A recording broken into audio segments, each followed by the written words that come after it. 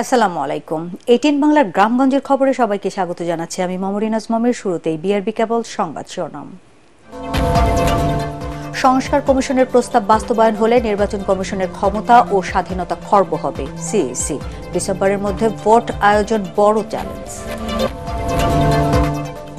মেহেরপুরে আইনশৃঙ্খলা পরিস্থিতির অবনতি, বাড়ছে হত্যা, চুরি, ডাকাতি ও ছিনতাই।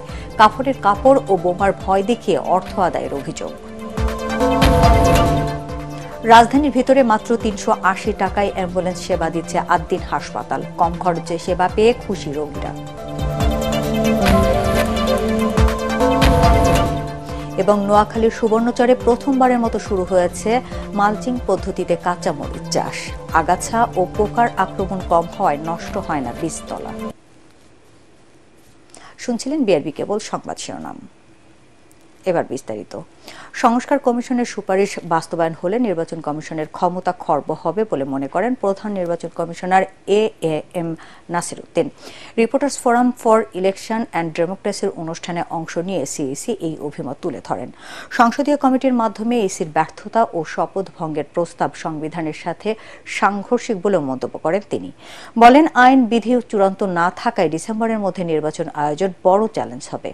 তফসিল ঘোষণার সময় যেসব দল নিবন্ধিত থাকবে তারা নির্বাচন করবে জানিয়ে তিনি বলেন, আওয়ামী লীগের বিষয়ে সিদ্ধান্ত নিতে হবে রাজনৈতিকভাবে। বিস্তারিত জানাচ্ছেন একরামুল হক সায়েম।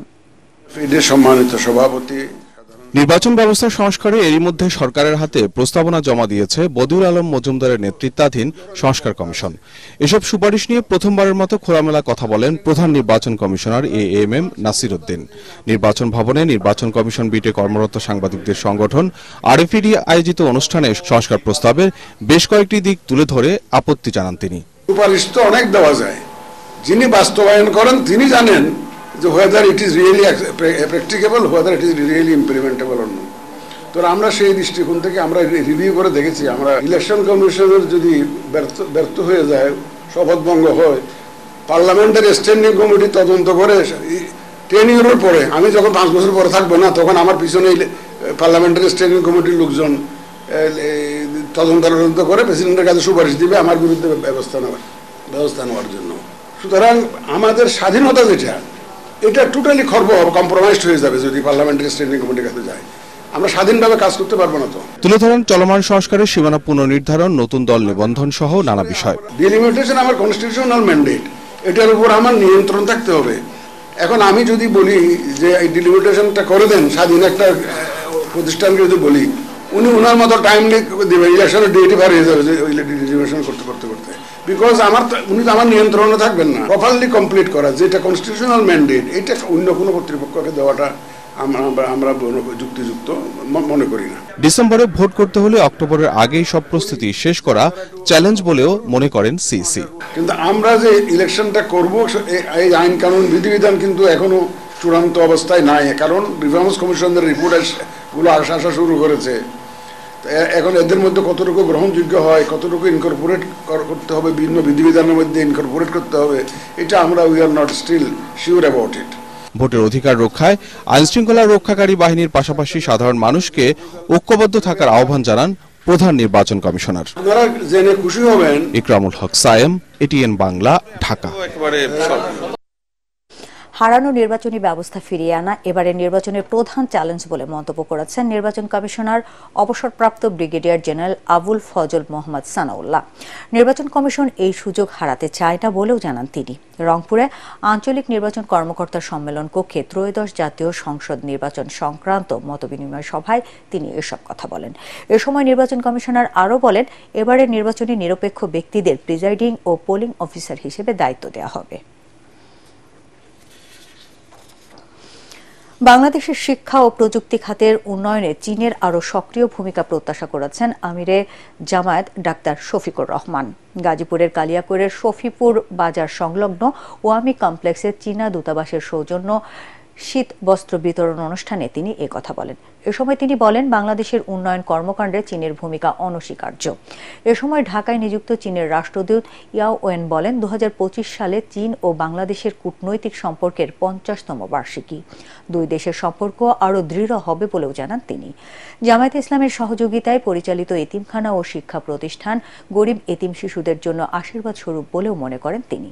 পরে আমিরে জামায়াত এবং চীনা রাষ্ট্রদূত কালিয়াকৈরের সহস্রাধিক সুবিধাবঞ্চিত জনগোষ্ঠীর মাঝে শীতবস্ত্র খাদ্য সামগ্রী বিতরণ করেন। নির্বাচন নিয়ে বিতর্ক পলাতক ফ্যাসিবাদকে সুযোগ করে দিতে পারে বলে মন্তব্য করেছেন বিএনপির যুগ্ম মহাসচিব শহীদ উদ্দিন চৌধুরী অ্যানি। লক্ষ্মীপুর কলেজিয়েট উচ্চ বিদ্যালয়ের বার্ষিক ক্রীড়া প্রতিযোগিতা ও পুরস্কার বিতরণ অনুষ্ঠানে তিনি একথা বলেন। এ সময় তিনি আরও বলেন, নিরপেক্ষ নির্বাচন নিয়ে বিএনপি মহাসচিব মির্জা ফখরুল ইসলাম আলমগীরের বক্তব্য খুবই যৌক্তিক। দেশের সাধারণ মানুষ এই নির্বাচনের জন্যই আন্দোলন, সংগ্রাম ও লড়াই করছে, আর তাই সরকারে যারা আছেন তাদের কথা শোনার মানসিকতা থাকতে হবে বলেও মন্তব্য করেন অ্যানি। এই দেশে একটা স্বাভাবিক সুন্দর পরিবেশ আমাদেরকে তৈরি করতে হবে।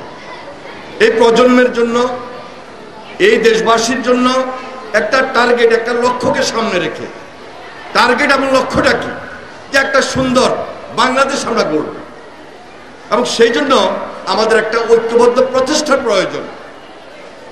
তাহলে যিনি সরকারে আছেন আর সরকারের বাইরে আমরা যারা আছি, সবার মধ্যেই নির্বাচনটাকে নিয়ে একটা ঐক্যমতে বসতে হবে। মুক্তিযুদ্ধের অন্যতম সেক্টর কমান্ডার ও সাবেক সেনাপ্রধান অবসরপ্রাপ্ত মেজর জেনারেল AKM শফিউল্লাহ বীর উত্তমের প্রথম ও দ্বিতীয় জানাজা অনুষ্ঠিত হয়েছে। বাদজোহর নারায়ণগঞ্জের রূপগঞ্জ কাজী আব্দুল হামিদ উচ্চ বিদ্যালয় মাঠে তার প্রথম জানাজার নামাজ অনুষ্ঠিত হয়। এর আগে তাকে গার্ড অব অনার জানানো শেষে 1 মিনিট নীরবতা পালন করা হয়। বাদ আসর সেনাবাহিনীর কেন্দ্রীয় মসজিদে তার দ্বিতীয় জানাজা অনুষ্ঠিত হয়। সকাল 8:45টায় ঢাকার সম্মিলিত সামরিক হাসপাতাল CMH এ চিকিৎসাধীন অবস্থায় তার মৃত্যু হয়। মৃত্যুকালে তার বয়স হয়েছিল 90 বছর। 1934 সালের 2রা সেপ্টেম্বর নারায়ণগঞ্জের রূপগঞ্জে জন্ম KM শফিউল্লাহর।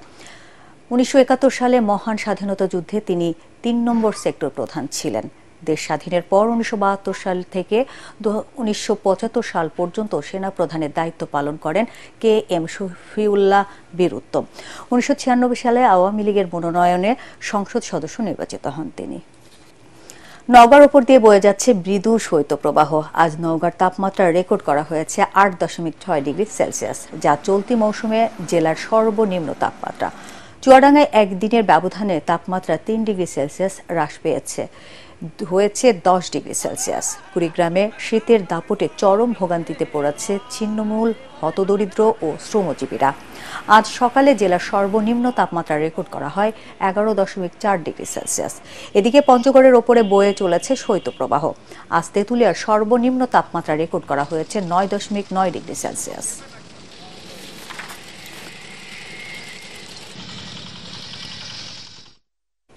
হে সূর্য, শীতের সূর্য, হিম শীতল সুদীর্ঘ রাত, তোমার প্রতীক্ষায় আমরা থাকি। এই প্রতিপাদ্যে যশোরে সুবিধাবঞ্চিত শীতার্তদের মাঝে শীত বস্ত্র বিতরণ করা হয়েছে।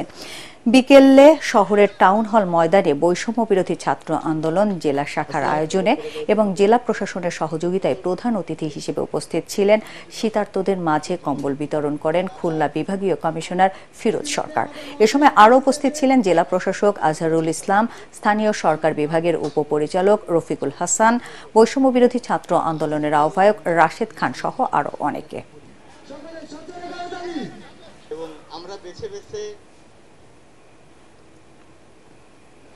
কাফনের কাপড়, বোমার সাথে চিরকুটে হুমকি দিয়ে অর্থ আদায়ে মেহেরপুরে দুর্বৃত্তদের অন্যতম অস্ত্র হয়ে উঠেছে। গেল 5 মাসে মেহেরপুরে 8 জনকে হুমকি ও 6টি স্থানে বোমা বিস্ফোরণের ঘটনা ঘটেছে। এছাড়াও হত্যা, ডাকাতি, চুরি, ছিনতাই সহ আইনশৃঙ্খলা পরিস্থিতির অবনতি হওয়ায় আতঙ্কিত সাধারণ মানুষ। পরিস্থিতি নিয়ন্ত্রণে পুলিশ প্রশাসনকে আরও তৎপর হওয়ারও দাবি জানিয়েছেন এলাকাবাসী। মেহেরপুর প্রতিনিধি উম্মে ফাতেমা রোজিনার রিপোর্ট আর জানাচ্ছেন আদ্দিন সজীব। মেহেরপুরের গাংনী উপজেলা তেঁতুলবাড়িয়া গ্রামে একটি দোকানের শাটারের সাথে বোমা ঝুলিয়ে যায় দুর্বৃত্তরা, পরে তা বিস্ফোরিত হয়। ঘটনাটি গত বছরের 26 ডিসেম্বরের। এভাবেই 6টি স্থানে বিস্ফোরণের ঘটনা ঘটেছে স্থানীয়দের কাছে। তাই আতঙ্কের নগরী এখন মেহেরপুর। পুলিশের তথ্য বলছে গেল 5 মাসে জেলার 9টি স্থানে হাতে বানানো বোমা উদ্ধার করা হয়েছে।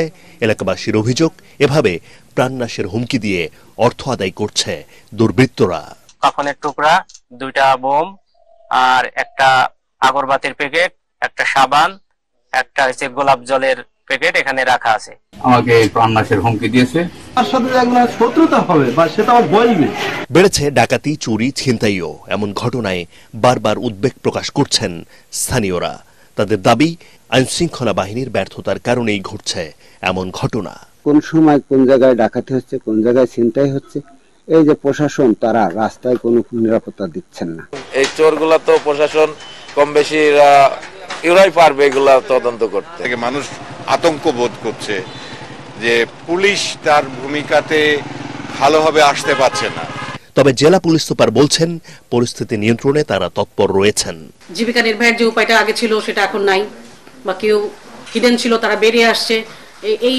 এই পিরিয়ডটা, ট্রানজিশন পিরিয়ডটাতে অনেকেই তার জীবিকা নির্বাহের জন্য এগুলো করতে বাধ্য হচ্ছে বা আরো বেশি করে করছে, বা ধরে নিচ্ছে যে এখন হয়তো আমরা অতটা তৎপর না, এরকম ধরে নিয়ে করছে। কিন্তু আমরা আসলে সেই সুযোগ তাদেরকে দিতে চাই না। আমরা আমাদের অভিযান, আমাদের প্রচেষ্টা আরো জোরদার করতে চাই, ওদেরকে জানাতে চাই যে আমরা এরকম করলে পার পাওয়া যাবে না। এই ভয়শঙ্কার পরিস্থিতি থেকে দ্রুত মুক্তির দাবি মেহেরপুরবাসীর। Bureau report, ATN Bangla.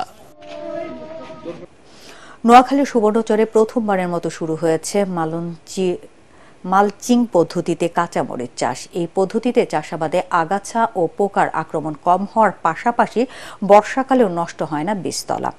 এসব কারণে দিন দিন জনপ্রিয় হয়ে উঠেছে এই পদ্ধতির চাষাবাদ। নোয়াখালী প্রতিনিধি সাইফুর রহমান রাসেলের পাঠানো রিপোর্ট আর জানাচ্ছেন মিজান শাহজাহান। বিষমুক্ত চাষাবাদের জন্য মালচিং পদ্ধতিতে চাষাবাদ জনপ্রিয় হয়ে উঠছে। এ পেপার মাটির তাপমাত্রা নিয়ন্ত্রণ ও পোকামাকড় দূর করে। জমি তৈরি করে প্রয়োজনীয় জৈব ও রাসায়নিক সার মিশিয়ে বেড তৈরি করে বিছিয়ে দেওয়া হয় মালচিং পেপার। এরপর নির্দিষ্ট দূরত্বে ছিদ্র করে রোপণ করা হয় চারা। সুবর্ণচর উপজেলায় গেল বছর অক্টোবর মাসে প্রথম মালচিং পদ্ধতিতে 50 শতক জমিতে কাঁচামরিচ চাষ শুরু করেন কৃষক রফিক উদ্দিন। তার চাষাবাদে আগ্রহী হয়ে এখন পর্যন্ত 12 জন কৃষক প্রায় 5 হেক্টর জমিতে মালচিং পদ্ধতিতে মরিচ চাষ করছেন, পাচ্ছেন সুফল। 50 শতক জমির ভিতরে আমি মনে করি খুবই ভালো ফলন হয়েছে। সারগুলা মাটি চুইয়ে যায় না এবং বর্ষার পানিতে গাছ নষ্ট হয় না। এইটা ডিসেম্বর থেকে আপনার আগস্ট সেপ্টেম্বর পর্যন্ত অনায়াসে মরিচ তুলতে পারে। মালচিং পদ্ধতিতে জমি থাকে পরিষ্কার, আগাছাও জন্মাতে পারে না। মালচিং চাষ করার পদ্ধতির কারণে আমাদের এখন লাভবান হই। আমরা 1 একর মরিচে 4-5 লক্ষ টাকা আমাদের এখন ব্যবসা হয়। সঠিক পদ্ধতিতে চাষাবাদে কৃষকদের উৎসাহিত করছে স্থানীয় কৃষি বিভাগ। পরিচর্যা খরচটা কমে যায় এবং দীর্ঘ সময় ধরে কৃষকগণ ফলন পেয়ে থাকে। এর মাধ্যমে কৃষকগণ অনেক বেশি লাভবান হয়। দেশের অন্যান্য স্থানে এই পদ্ধতিতে মরিচ চাষ করা গেলে আমদানি নির্ভরতা দূর করে স্বয়ংসম্পন্ন হওয়া সম্ভব হবে বলে মনে করেন সংশ্লিষ্টরা। Bureau report, ATN Bangla. Khulna বিশ্ববিদ্যালয়ের ছাত্র অর্ণব হত্যাকাণ্ডের পর 2 দিন পার হলেও অভিযুক্ত কাউকে গ্রেফতার না করতে পারার প্রতিবাদে মানববন্ধন ও বিক্ষোভ সমাবেশ করেছে শিক্ষার্থীরা। এ সময় তারা অপরাধীদের গ্রেফতারের 3 দিনের আলটিমেটাম দেয়। এদিকে শনিবার রাতে খুলনার সোনাডাঙ্গা মডেল থানায় নিহতের বাবা নীতিশ কুমার সরকার হত্যা মামলা করেন। পুলিশ এই ঘটনায় জিজ্ঞাসাবাদের জন্য 3 জনকে আটক করেছে। তাদের নাম পরিচয় প্রকাশ করা হয়নি। এর আগে শুক্রবার রাতে খুলনা বিশ্ববিদ্যালয়ের MBA এর ছাত্র অর্ণবকে নগরের শেখপাড়া তেঁতুলতলা মোড়ে সন্ত্রাসীরা প্রথমে গুলি ও পরে ধারালো অস্ত্র দিয়ে কুপিয়ে হত্যা করে। কম খরচে সর্বস্তরের মানুষের অ্যাম্বুলেন্স সেবা নিশ্চিত করেছে আদ্দিন হাসপাতাল। রাজধানীর যে কোনো স্থান থেকে ফোন দিলে দৌড়গড়ায় চলে আসবে অ্যাম্বুলেন্স। ভাড়াও খুবই কম। হাতের নাগালে এই সেবা পেয়ে খুশি রোগীরা। মনির হোসেন তোপর রিপোর্ট। রোগীদের প্রাণ বাঁচাতে ফোন পাওয়া মাত্রই যে কোনো সময় রাজধানীর অলিগলিতে ছুটে যায় আদ্দিন হাসপাতালের অ্যাম্বুলেন্স। স্বল্প খরচে এই সেবা পেয়ে খুশি রোগীরা। এদের সেবার সাথে অন্যান্য সেবার সাথে মিলে না, কিন্তু এরা কম টাকায় ভালো সেবা দিচ্ছে। 380 টাকা দিয়ে আমাদের এই ঢাকা শহরের মধ্যে অনেক কষ্টসাধ্য বা বিরল আর কি, এরকম আর আমি আমার জানা মতে কোনো হসপিটাল বা কোথাও দেখিনি আর কি। তথ্য প্রযুক্তির মাধ্যমে প্রতিটি অ্যাম্বুলেন্সের গতিবিধি নিয়ন্ত্রণ করা হয় যাতে রোগীদের ভোগান্তিতে পড়তে না হয় বলে জানিয়েছেন সংশ্লিষ্টরা। গরিব রোগী সহ সব ধরনের মানুষ আমাদের এই অ্যাম্বুলেন্স সেবা নিচ্ছে। অ্যাম্বুলেন্সের সাথে অক্সিজেনের সেবাও থাকছে এবং সেটা স্বল্প মূল্যে। মানবতার সেবা নিশ্চিতে এই অ্যাম্বুলেন্স সেবা দেওয়া হচ্ছে বলে জানায় কর্তৃপক্ষ। পর্যায়ক্রমে যারা এখানে সবসময় আমাদের রোগী বা পেশেন্ট যারা আসছে, আমাদের ক্লায়েন্ট যারা, তারা যখন সেবা নিয়ে সন্তুষ্ট হয়ে বাইরে গিয়েছে যার যার এলাকায়, তারাই কিন্তু আমাদের অ্যাম্বাসেডর। তারাই কিন্তু যে আমাদের এই হাসপাতালের সুনাম বলেছে, আমাদের হাসপাতালের পরিবেশের কথা বলেছে এবং আমাদের এই হাসপাতালে কম খরচে মানসম্মত সেবা পাওয়া যায় সেই কথা বলেছে। ঢাকা মহানগরের মধ্যে ৮ দিনের অ্যাম্বুলেন্স সেবার জন্য সর্বনিম্ন ভাড়া ৩৮০ টাকা। মনির হোসেন তপু, এটিএন বাংলা, ঢাকা। ৩ মাসের কথা বলে কলেজ মাঠে সড়কের নির্মাণ সামগ্রী রাখায় বিপাকে পড়েছেন খাগড়াছড়ির ভাইবোন ছড়া কলেজ কর্তৃপক্ষ। কলেজের পাঠদান ও প্রশাসনিক কার্যক্রম ব্যাহত হচ্ছে, একই সাথে ব্যাহত হচ্ছে কলেজের সম্প্রসারিত ভবন নির্মাণ কাজ। কলেজের শিক্ষার্থী, শিক্ষক ও অভিভাবকরা অভিযোগ করেছেন ২০২৪ সালের ফেব্রুয়ারি মাস থেকে নির্মাণ সামগ্রী ফেলে রাখা হয়। তবে এ ব্যাপারে ঠিকাদারি প্রতিষ্ঠান আবেদ মনসুর কনস্ট্রাকশন কোনো মন্তব্য করেনি। কৃষকদের টাকা মেরে বিগত আওয়ামী লীগ সরকার দেশটাকে অর্থনৈতিকভাবে পঙ্গু করে দিয়েছে বলে মন্তব্য করেছেন জাতীয়তাবাদী কৃষক দল কেন্দ্রীয় কমিটির নেতারা। নওগাঁর মহাদেবপুর উপজেলার ভীমপুর ইউনিয়নে কৃষক সমাবেশে এমন অভিযোগ করেন তারা। এ সময় দলটির যুগ্ম সাধারণ সম্পাদক ফজলে হুদা বলেন, শেখ হাসিনার পরিবার এই দেশ থেকে যত টাকা পাচার করেছে তা দিয়ে দেশে ৯৫টি পদ্মা সেতু বানানো যেত। নানা কর্মসূচির মধ্য দিয়ে বেনাপোলে আন্তর্জাতিক কাস্টমস দিবস পালিত হয়েছে। কাস্টমস সেবার প্রতিশ্রুতি, দক্ষতা, নিরাপত্তা, প্রগতি, এই প্রতিপাদ্য নিয়ে উৎসব মুখর পরিবেশে দিবসটি উদযাপিত হয়েছে। সকালে বেনাপোল কাস্টমস ক্লাবে সচেতনতামূলক আলোচনা সভা অনুষ্ঠিত হয়েছে।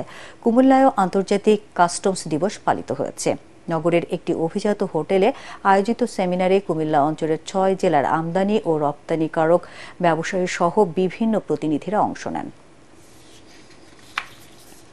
সাভারে এক কিশোরী ধর্ষণের ঘটনায় মামলার ২ মাসের বেশি পার হলেও ধর্ষণকারী গ্রেফতার না হওয়ায় নির্যাতিত পরিবার চরম নিরাপত্তাহীনতায় ভুগছে। অভিযুক্ত ব্যক্তিরা নির্যাতিতা ১৬ বছরের কিশোরীর পরিবারকে মামলা তুলে নেয়ার জন্য হুমকি দিচ্ছে। মামলা তুলে না নিলে সন্ত্রাসী দিয়ে তাদেরকে অপহরণ করা হবে বলেও হুমকি দেয়।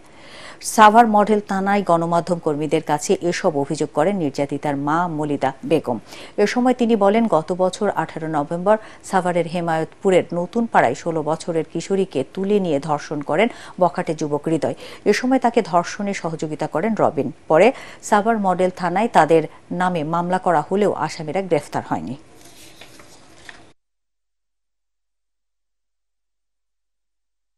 দর্শক, পরবর্তী সংবাদ দেখার আমন্ত্রণ জানিয়ে এখনকার মতো শেষ করছি। এটিএন বাংলা সংবাদ ইউটিউবে দেখতে ব্রাউজ করুন youtube/ATN বাংলা নিউজ। ধন্যবাদ সবাইকে।